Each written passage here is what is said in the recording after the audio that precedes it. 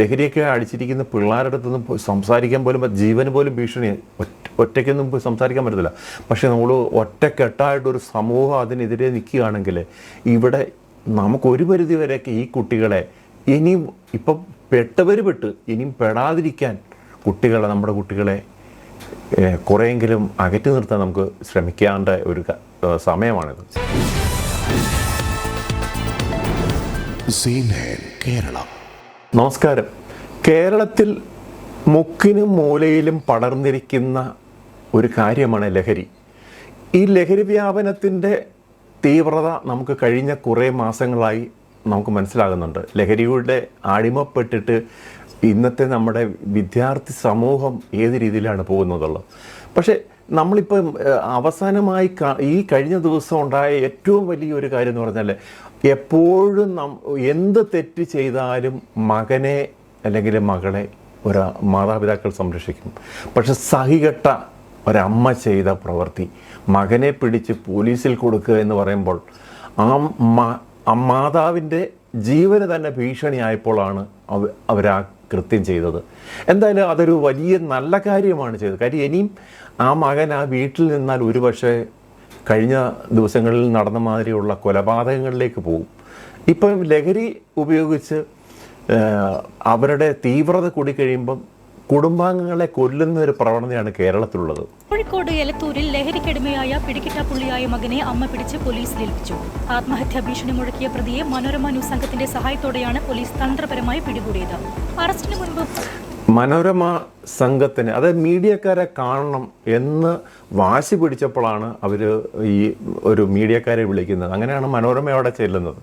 അപ്പോൾ എന്തിന് അവൻ്റെ എന്ത് പറയാനാണെന്ന് മനസ്സിലാവുന്നില്ല.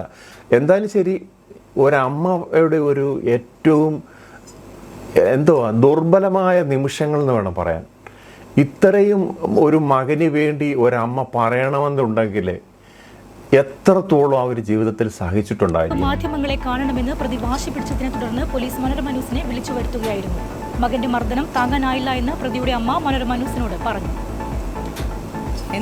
ഞാൻ എന്താ സാറേ പറയേണ്ടത്? ഇതിൻ്റെ അങ്ങറ്റം വരെ അനുഭവിച്ചിരിക്കുന്ന ആളാണ് ഞാൻ. ലഹരിൻ്റെ കെടുതി അങ്ങറ്റം വരെ അനുഭവിച്ചിരിക്കുന്ന ആളാണ് ഞാൻ. ഇനി ലോകത്തൊരമ്മയ്ക്ക് ഇന്നെപ്പോലത്തൊരു അനുഭവം ഇല്ലാതിരിക്കട്ടെ. അത്രയും പറഞ്ഞു. ഞങ്ങൾ ആയുസ്സും ഞങ്ങൾ ഇതുവരെയുള്ള സമ്പാദ്യം ഇതുവരെ ജോലി ചെയ്ത് എല്ലാം ഓനും വേണ്ടിയിട്ടാണ് നശിപ്പിച്ച് ഇത്രയും കാലത്ത് ജീവിതം എല്ലാം.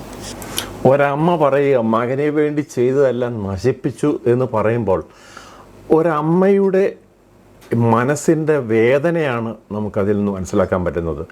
എത്രത്തോളം അവർ സഹിച്ചിട്ടായിരിക്കണം അവരുടെ ഹൃദയത്തിൽ തട്ടി ആ വാക്കുകൾ വരുന്നത്. ഒരിക്കലും എന്ത് തെറ്റ് ചെയ്താലും മകനെ സംരക്ഷിക്കുന്നത് ഏറ്റവും കൂടുതൽ അച്ഛനേക്കാൾ ഉപരി അമ്മയായിരിക്കും. നമ്മൾ കാണുന്നൊരു കാഴ്ചയാണ്. പക്ഷേ ആ അമ്മ അവരുടെ സമ്പാദ്യം മുഴുവൻ ഒരു മകന് വേണ്ടി നശിപ്പിച്ചെന്നാണ് പറയുന്നത്. അപ്പോൾ നമ്മൾ ഇതൊരു അമ്മയുടെ കാര്യമല്ല, കേരളത്തിലെ അമ്മമാരുടെ പ്രശ്നമാണ്.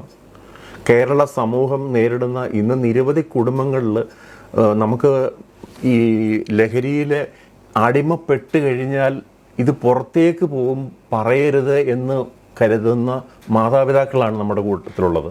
കാര്യം ഇന്ന് അതിൻ്റെ ആവശ്യമില്ല. കാര്യം ഇത് ആദ്യഘട്ടത്തിൽ തന്നെ പറയുകയാണെങ്കിൽ ഇത് പ്രൊട്ടക്റ്റ് ചെയ്യാനുള്ള നിയമങ്ങളൊക്കെ ഇന്ന് പോലീസ് വകുപ്പിലും എക്സൈസ് വകുപ്പിലും ഒക്കെ ഉണ്ട്. അവരെ അതിൽ നിന്ന് പിന്തിരിപ്പിക്കുക, അവർ കേസിലൊന്നും പെടുത്തത്തില്ല. ആ കാര്യങ്ങൾ സർക്കാരും മറ്റു മാധ്യമങ്ങളും എല്ലാം പറയുമ്പോഴും തൻ്റെ മകനെ എങ്ങനെ, അല്ലെങ്കിൽ സമൂഹത്തിലുണ്ടാകുന്ന മാനക്കേട് അത് പേടിച്ചാണ് പല മാതാപിതാക്കളും ഇന്ന് ഈ മക്കളെ സംരക്ഷിക്കുന്നത്. പക്ഷേ അതിൻ്റെ തീവ്രത കൂടിക്കഴിഞ്ഞ് ഒരു ബോംബായി പൊട്ടുമ്പോഴാണ് ഇതുപോലുള്ള അമ്മമാർ വെളിയിലേക്ക് വന്ന് മീഡിയയ്ക്ക് മുന്നിൽ പറയുന്നത്. കൊച്ചി SRM റോഡിൽ മദ്യപാനത്തിനിടെ സംഘർഷമുണ്ടാക്കിയ യുവാക്കൾ നാട്ടുകാരെ കത്തിക്കാട്ടി ഭീഷണിപ്പെടുത്തി. ഇത് ഓരോ ദിവസവും ഈ മദ്യപിച്ചുകൊണ്ട്, മദ്യപാനമല്ല, ഇവർ ഈ കെമിക്കൽ ഇതൊക്കെയാണ് അടിക്കുന്നതെന്നാണ് പറഞ്ഞത്.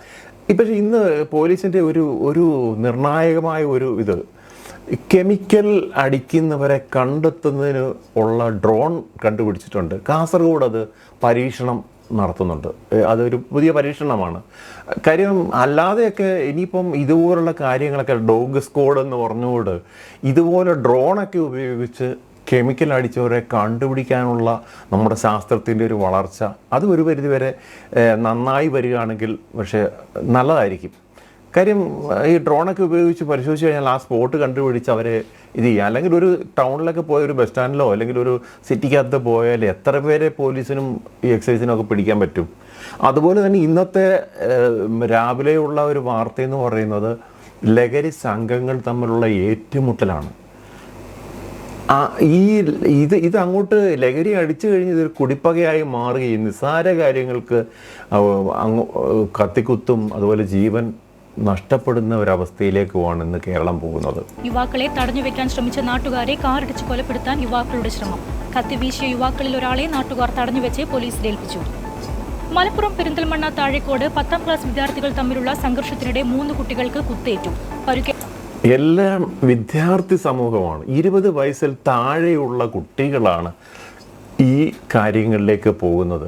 നമ്മളൊരു കാര്യം മനസ്സിലാക്കണം. ഇവിടെ പണ്ടും നമുക്കറിയാം കിഴക്കൻ ഹൈ റേഞ്ച് ഏരിയയിലൊക്കെ കഞ്ചാവ് ഉണ്ട്. അവിടെ നിന്നൊക്കെ ചിലരൊക്കെ കുറച്ച് കഞ്ചാവൊക്കെ കൊണ്ടുവന്ന് ചെറിയ രീതിയിലൊക്കെ ഉള്ളൂ. ഇതിന് വലിയ വ്യാപനമൊന്നുമില്ലായിരുന്നു. പക്ഷേ ഇത് നമ്മൾ ചിന്തിക്കേണ്ട ഒരു കാര്യമുണ്ട്. ഇവിടെ എന്ന് മുതലാണ് ഈ കഞ്ചാവ് കൂടിയിട്ടുള്ളത്? നിസ്സംശയം പറയാം, അന്യ സംസ്ഥാന തൊഴിലാളികൾ ഇവിടെ അതിഥികളായിട്ട് നമ്മൾ പൊക്കിയെടുത്ത് കൊണ്ട് നടക്കുന്ന, കോവിഡ് വന്നപ്പോൾ നമ്മൾ അതിഥികൾ എന്നും പറഞ്ഞ് ഇപ്പം തീറ്റിപ്പോറ്റിയ ഒരു വിഭാഗം ബംഗാളികളും ജാർഖണ്ഡും അവിടുന്ന് ഇവിടുന്ന് അസാമിൽ നിന്നൊക്കെ വന്ന കുറേ എന്താ പറയണ്ടേ അവന്മാരെ, ആ അതിഥി തൊഴിലാളികൾ എന്താ എൻ്റെ നാവിൽ വരുന്നത് എനിക്ക് പറയാൻ പറ്റില്ല. കാര്യം ഈ വർഗങ്ങളാണ് ഇപ്പോൾ ഈ നാട് നശിപ്പിക്കുന്നത്. അവരിവിടെ വന്ന് ഇവിടെ ഇപ്പോൾ നല്ല രീതിയിൽ ബിസിനസ് വരെ ചെയ്യുന്ന രീതിയിലേക്ക് കാര്യങ്ങൾ പോയി. അവരുടെ കുടുംബമായിട്ട് ഇവിടെ അവരുടെ മക്കളെ പഠിപ്പിക്കുന്ന രീതിയിലേക്ക് പോലും കാര്യങ്ങൾ മറിക്കുക. കാര്യം ഇവരുടെ കേരളത്തിലെ വോട്ടവകാശം പോലും അന്യ സംസ്ഥാനങ്ങൾ തൊഴിലാളികളിലേക്ക് പോകുന്ന രീതിയിലേക്കാണ് ഒരു 10 വർഷം കഴിയുമ്പോൾ പോകുന്നത് കാഴ്ചകൾ. ഇപ്പോൾ നേട്ടെ ഒരു പെയിൻറ്റിങ് തൊഴിലാളി ചെയ്ത പരിപാടിയുണ്ടോ? ബംഗാളിൽ നിന്ന് കൊച്ചിയിലേക്ക് വന്ന 21-കാരൻ 5 കിലോ കഞ്ചാവുമായി അറസ്റ്റിൽ. താമരശ്ശേരിയിൽ 9 കിലോ കഞ്ചാവുമായി 2 UP-കാർ പിടിയിൽ. മണ്ണാർക്കാട്ട് സിഗരറ്റ് കവറിൽ MDMA ഒളിപ്പിച്ച് കടത്തിയ യുവാവ് അറസ്റ്റിൽ. കൊച്ചിയിലെ ഇതാണ് ഇപ്പോൾ സ്പീഡ് ന്യൂസ് പ്രധാന വാർത്തകൾ എന്നൊക്കെ പറയുമ്പോൾ ആദ്യം വരുന്നത്. ഇപ്പോൾ ക്യാമ്പയിൻ വെച്ചേക്കുവാണ്. അപ്പം അതിൻ്റെ ഭാഗമായി കേരളത്തിൽ ഇപ്പോൾ ചൂടുപിടിച്ച് മറ്റു വാർത്തകൾക്കൊന്നും പ്രാധാന്യമില്ല. ഈ ലഹരിയുടെ ഈ പ്രശ്നങ്ങളും കാര്യങ്ങളുമാണ് സ്കൂളിൽ ഏറ്റുമുട്ടുന്നത്. അതുപോലെ പിന്നെ ഉമ്മയെ കൊല്ലുന്നത്, അല്ലെങ്കിൽ പിന്നെ തിരുവനന്തപുരത്തെ സംഭവം അറിയാമല്ലോ, 4-5 പേരെ ഒരാൾ കൊല്ലുക എന്നൊക്കെ പറയുമ്പം ഒരു എത്ര ഭീകരമായ രീതിയിലേക്ക് ഈ ലഹരി അവരുടെ തലച്ചോറിനെ ബാധിച്ചു എന്ന് നമുക്ക് മനസ്സിലാക്കാം. അതുപോലെ തന്നെ ഈ ലഹരിയുടെ തടയിടുന്ന പരിപാടി ഇപ്പോൾ ദ്രുതഗതിയിൽ ഇപ്പോൾ നടക്കുന്നു. പക്ഷേ ഇത് നേരത്തെ തുടങ്ങേണ്ടതായിരുന്നു എന്ന് തോന്നുന്നു. പെരിന്തൽമണ്ണയിൽ വിദ്യാർത്ഥി സംഘർഷത്തെ തുടർന്ന് 3 വിദ്യാർത്ഥികൾക്ക് കുത്തേറ്റു. താഴേക്കാട് PTM ഹയർ സെക്കൻഡറി സ്കൂളിലാണ് സംഘർഷമുണ്ടായത്. പരിക്കേറ്റ 2 വിദ്യാർത്ഥികളെ മഞ്ചേരി മെഡിക്കൽ. ഇങ്ങനെ ഇതുപോലുള്ള വാർത്തകൾ കൊണ്ട് നിറയുമ്പോൾ നമ്മൾ ഈ സർക്കാർ സംവിധാനങ്ങളും അതുപോലെ പോലീസ്, എക്സൈസ്, ഈ സംവിധാനങ്ങൾക്കുപരി നമ്മുടെ സമൂഹം കൂടി ഉണർന്ന് ലഹരിയൊക്കെ അടിച്ചിരിക്കുന്ന പിള്ളേരുടെ അടുത്തൊന്നും സംസാരിക്കാൻ പോലും ജീവന് പോലും ഭീഷണി, ഒറ്റയ്ക്കൊന്നും സംസാരിക്കാൻ പറ്റത്തില്ല. പക്ഷേ നമ്മൾ ഒറ്റക്കെട്ടായിട്ടൊരു സമൂഹം അതിനെതിരെ നിൽക്കുകയാണെങ്കിൽ ഇവിടെ നമുക്കൊരു പരിധി വരെയൊക്കെ ഈ കുട്ടികളെ ഇനിയും ഇപ്പം ഇനിയും പെടാതിരിക്കാൻ നമ്മുടെ കുട്ടികളെ കുറേയെങ്കിലും അകറ്റി നിർത്താൻ നമുക്ക് ശ്രമിക്കേണ്ട ഒരു സമയമാണിത്. വരെ ഞാനൊരു സിഗരറ്റ് പോലും വലിച്ചിരുന്നു. ഒരു ദിവസം 2021 ലാസ്റ്റ് സെപ്റ്റംബർ മാസത്തിൽ ഞാനും എൻ്റെ ഫ്രണ്ട്സും കൂടി കോഴിക്കോട് ബീച്ച് വരെ പോയി. നാട്ടിലെ ഫ്രണ്ട്സ് തന്നെ. എനിക്ക് വണ്ടികളെ പരിപാടി എപ്പോഴും ഫ്രീ ടൈം ആയതുകൊണ്ട് ഇങ്ങനെ കറങ്ങി നടക്കുക. ഞാൻ ബീച്ചിലൊരു ഞായറാഴ്ച പോയപ്പോൾ എൻ്റെ ഫ്രണ്ട്സിൻ്റെ കയ്യിൽ ഇതുണ്ടായിരുന്നു. എനിക്കറിയില്ല, MDMA സാധനം കണ്ടിട്ടില്ല എത്ര കാലമായിട്ട്, അന്ന് കണ്ടിട്ടില്ല. അങ്ങനെ ഇവരെന്നോട് പറഞ്ഞു, സമയം ഇത് ചെറിയൊരു സാധനമാണ്, ഇതൊന്ന് ജസ്റ്റ് ഒന്ന് ഉപയോഗിച്ച് നോക്ക്. ഇത് ഉപയോഗിച്ച് കഴിഞ്ഞാൽ ഭയങ്കര ധൈര്യമായി, കാരണം ഭയങ്കര. ഇതാണ് കോഴിക്കോട് നടന്ന ഒരു അനുഭവസ്ഥനാണ്. ഇതുപോലെ കൂട്ടുകാരാണ് കൊണ്ടുവന്ന് ഈ പിന്നെ MDMA ആണ്. പണ്ടൊക്കെ കഞ്ചാവ് ചെറിയ രീതിയിലുള്ള പരിപാടിയൊക്കെ, ഇപ്പോൾ കിലോ കണക്കിന് കഞ്ചാവും പണ്ട് 10 ഗ്രാം 20 ഗ്രാമും ഒക്കെ പിടിച്ചുകൊണ്ടുന്ന ഹാഷിഷും MDMA ഒക്കെ ഇപ്പം ഗ്രാമുകളുടെ വർധനവിലാണ് ഇപ്പോൾ കാണുന്നത്. അങ്ങനെ കേരളത്തിൻ്റെ ഒരു നാശം എന്ന് പറയുന്നത് ഇന്ന് ഈ ലഹരിയാണ്. നമ്മുടെ സമൂഹം, വിദ്യാർത്ഥികൾ എന്ന് പറയുന്നത് നമ്മുടെ സമൂഹത്തിൻ്റെ സമ്പത്തായി മാറേണ്ട കുട്ടികളാണ്. ആ കുട്ടികളാണ് ഈ വഴിതെറ്റി പോകുന്നത്. അതുപോലെ തന്നെ നമുക്കറിയാം, ഇവിടുത്തെ നമുക്ക് ഒരു ഹയർ സ്റ്റഡീസിനുമൊക്കെ നമുക്കിവിടെ സീറ്റുകൾ വളരെ കുറവാണ്, അല്ലെങ്കിൽ ഫീസ് കൂടുതലാണ്, അങ്ങനെ പല പ്രശ്നങ്ങളുണ്ട്. അപ്പം ഇതിനു വേണ്ടി തേടിപ്പോകുന്ന മറ്റ് സംസ്ഥാനം, പ്രത്യേകിച്ച് ബാംഗ്ലൂർ എന്ന് പറയുന്നത് ലഹരിയുടെ ഹബ്ബാണ്. ബാംഗ്ലൂർ പോയിട്ട് വരുന്ന വിദ്യാർത്ഥികൾ ഇതിൻ്റെ കരിയറാകുന്നു. ഇങ്ങോട്ട് വരുന്ന കേരളത്തിലേക്ക് വരുന്ന ബസ് സർവീസുകൾ, ഇതിലൊക്കെ ഓരോ ദിവസവും കടത്തപ്പെടുന്ന ലഹരി എത്ര എണ്ണം പിടിക്കപ്പെടുന്നുണ്ട് എന്നുള്ളത് വളരെ നമ്മൾ ചിന്തിക്കേണ്ട ഒരു കാര്യമാണ്. കോഴിക്കോട് ഈങ്ങാപ്പുഴയിൽ കൊല്ലപ്പെട്ട ഷിബിലയോട് ഭർത്താവ് യാസർ കാണിച്ചത് ലഹരി ഉപയോഗിച്ചുള്ള ക്രൂരമായ ലൈംഗിക വൈകൃതം. ശാരീരിക മർദ്ദനത്തിലുപരി ഇതാണ് വിവാഹമോചന തീരുമാനത്തിലേക്ക് ഷിബിലയെ നയിച്ചത്. കഴിഞ്ഞ മാസം 28-ന് പരാതി നൽകിയതിനെ തുടർന്ന് ഷിബിലയെയും യാസറിനെയും താമരശ്ശേരി പോലീസ് സ്റ്റേഷനിലേക്ക് വിളിപ്പിച്ചിരുന്നു. പോലീസിനെ കണ്ട് തിരിച്ചിറങ്ങിയ ശേഷം സൗജന്യ നിയമസഹായം നൽകുന്ന ലീഗൽ സർവീസ് അതോറിറ്റി വോളണ്ടിയർ സലീനയോടാണ് ഷിബില ഇക്കാര്യങ്ങൾ പറഞ്ഞത്. അങ്ങനെ എത്രയോ ഷിബിലമാർ ഇവിടെ നമ്മുടെ സമൂഹത്തിൽ ഇതുപോലെ ദാമ്പത്യം വേർപെട്ടും അതുപോലെ ജീവിതം നശിച്ചു പോയ കുട്ടികളുമുണ്ട്.